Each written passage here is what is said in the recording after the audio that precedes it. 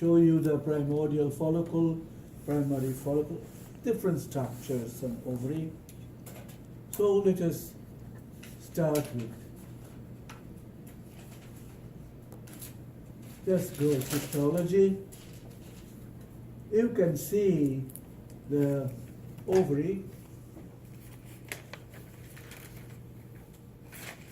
has ovarian cortex, which is dense. This is ovarian cortex, and ovarian medulla, which is loose. This is ovarian medulla. This is ovarian cortex. Ovary is surrounded by germinal epithelium. Germinal epithelium, as I told you, is a misnomer. Now, when we say germinal, meaning it has the ability to give rise something, but it does not germinate. It's just a name by default. The epithelium is, the cell shape is low cuboidal to squamous. And you will see the different ovarian follicles, starting from the earliest to the latest. So these are primordial follicles. These are primary follicles, but this is early primary follicle, this is late primary follicle. So let us go for higher magnification.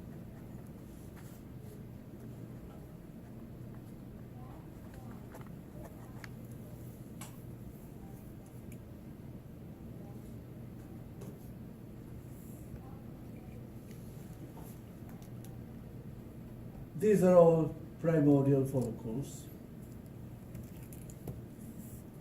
These are primary follicles, and let me tell you the difference. Primary follicle is much larger than primordial follicle because primary follicle is the next stage from primordial follicle. So let us look at primordial follicle under higher magnification.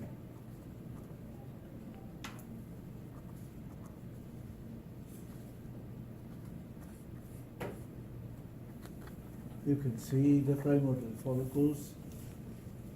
This is the primary oocyte. That is the potential female gamete. And is undergoing, is in meiosis 1. Meiosis 1 is progressing slowly, okay? And you see that the female gamete is surrounded by flat cells. Look here. These flat cells. These cells are called follicular cells. And this is the primary oocyte, the potential female gamete. Now, these follicular cells, they start dividing. They undergo mitosis. What is the purpose of mitosis? To increase the number of cells through division, through equatorial division or equational division. And this primary oocyte, the potential gamete, is undergoing reduction division. That is a continuous process until the meiosis 1 is completed. In the meantime, the follicular cells divide, and they do not remain flat or squamous. They become cuboidal. Here, this is the gamete, and these are the granulosa cells. Yeah. These are the granulosa. There are several layers of cells. So when this becomes multilayered, then the whole structure's name changes. The name is primary follicle. These are cuboidal cells derived from the flat follicular cells, and these cells start secreting estrogens. And estrogens are responsible for secondary sex characteristics. Okay? First estrogens and then progesterone. Now, this early primary follicle will become late primary follicle. How? Through repeated mitosis, through repeated cell division of the granulosa cells. So let me take you to late primary follicle. Let's go there. Here is one, a beautiful one. This one. And let me magnify further.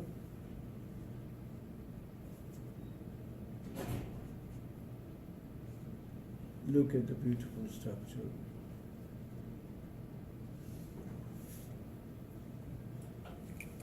These are all granulosa cells, and this is the female gamete. Still, it is primary oocyte. The division is not yet complete. Okay, you will learn about oogenesis in chapter 28 in greater details. So just suppress your curiosity to know. You will have enough time to know.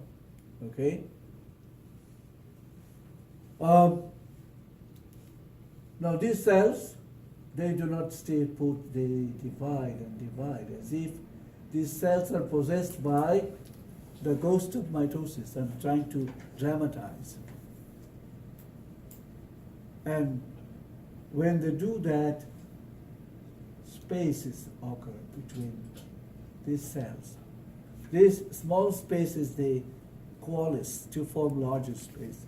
And when that space appears, that is no longer a primary follicle, it becomes secondary follicle. That space is called antrum. So I will take you to one secondary follicle. Like this one, this is the antrum of secondary follicle where the gamete is missing. Let me see if I can. Now this is a very early secondary follicle, but I have better example. Where is that? There you go. Can you see this follicle? This is the antrum space. This is the potential gamete, surrounded by granulosa cells, forming a structure like a crown. That's why these cells surrounding the gamete, these cells form corona radiata. Corona radiata. This is the antrum. So let's go to a secondary follicle, a mature secondary follicle. Look here. This is the gamete. This is now a secondary oocyte, maybe. I'm not sure. Maybe it can qualify because it has already completed division, first division of meiosis. You can see the corona radiata here of granulosa cells, and these are granulosa cells, and this space, huge space, is called antrum. Antrum, you can check with your book. Antrum is filled with follicular fluid. What is the page number, Marisa? 1058. Go to 1058, your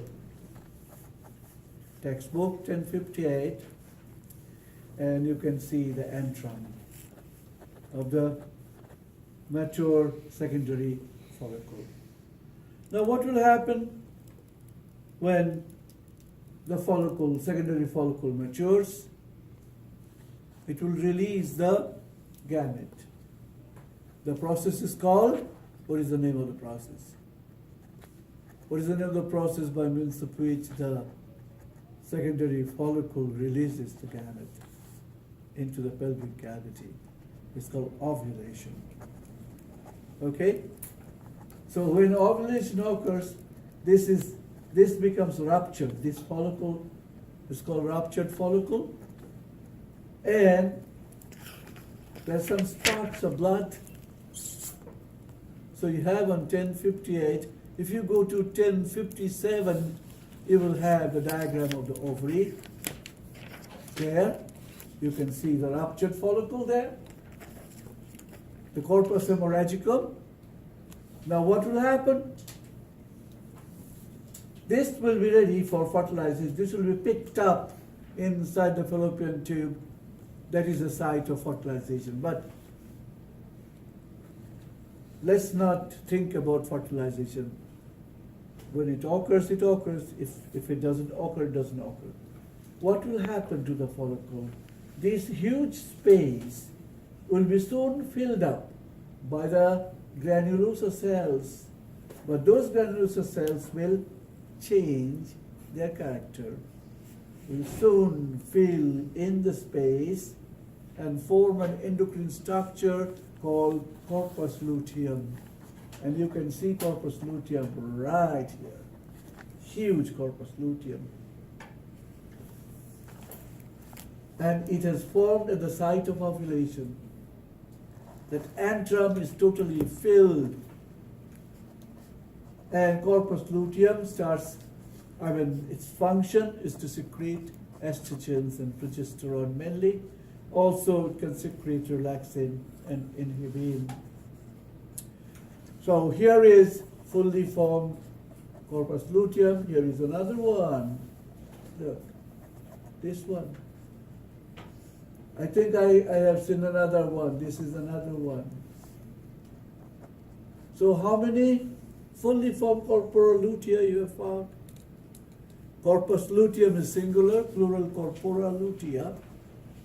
3. Why 3? I told you this is from, I told you before. This is from a cat. A cat is a multiple breeder.